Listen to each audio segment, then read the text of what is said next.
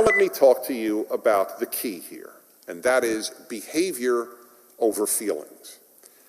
And on occasion, I have given this talk to students, and this is the hardest part for a lot of young Americans to fully accept.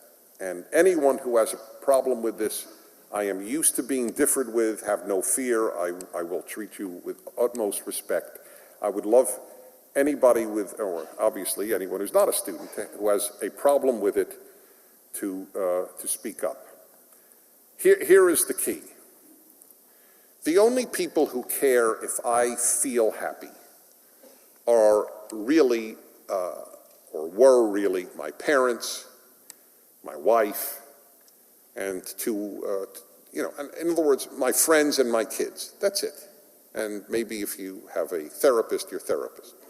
Because they don't want you to be that happy, they lose you. So that was just a dig, it was kidding. So here's the story. Approximately 6 people on Earth care if you're happy. The other 6 billion don't. Everybody else only cares how you act. Okay? Very few people care how you feel, and you don't care about how everybody else feels. You care how they act. If the guy next to me on the plane is feeling bad but acts nicely to me, I'm sorry that he feels bad, but I can't do anything about it. But how he acts is what matters. In all of life, actions matter more than feelings. All of life.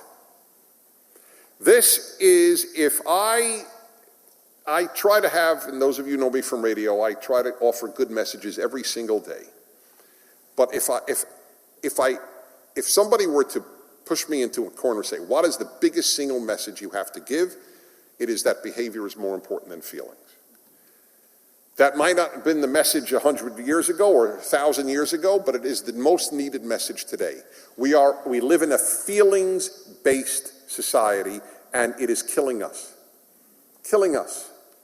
How do you feel about it?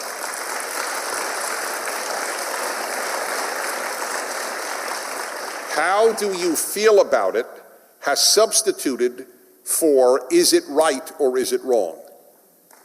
And that is the end of ethics. There are no ethics. Either there are ethics that are independent of what you feel, or there are no ethics. Then we should just call it what it is, feelings. I feel that it is important to build hospitals. They feel that it is important to kill children. What's the difference? It's my feeling against theirs. By the way, talking to college students for the last decades, that is the answer most give. When I say, well, so if it's all a matter of feelings, then how do you know that the Nazis were bad? Or any of the other mass murdering, genocidal groups? How do you know? Said, we don't know. It's our opinion. So it's your opinion versus Hitler's opinion. Correct. One man's terrorist is another man's freedom fighter. That's what you learn at college, at most colleges. I suspect not this one. But no, I mean it sincerely. But that's what you will learn at most colleges. Yeah, well, they call this group a terrorist, but others see them as freedom fighters. So what?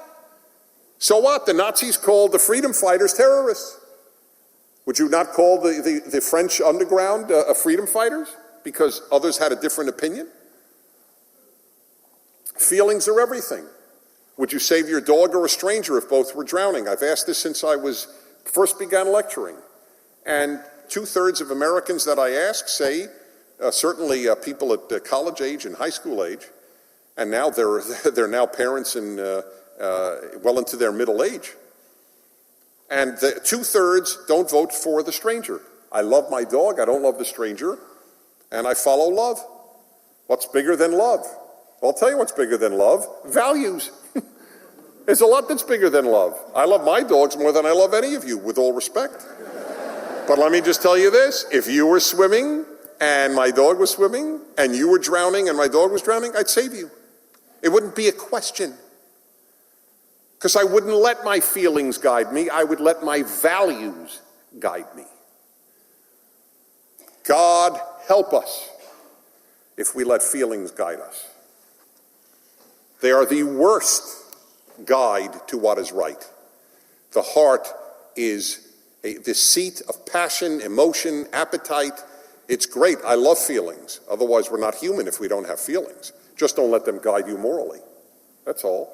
By the way, for those of you who want to ask, let me already answer the question. Well, Dennis, what if Hitler and Hitler and a dog were drowning?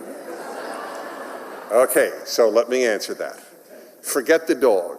If Hitler were drowning alone, I would throw in a cinder block.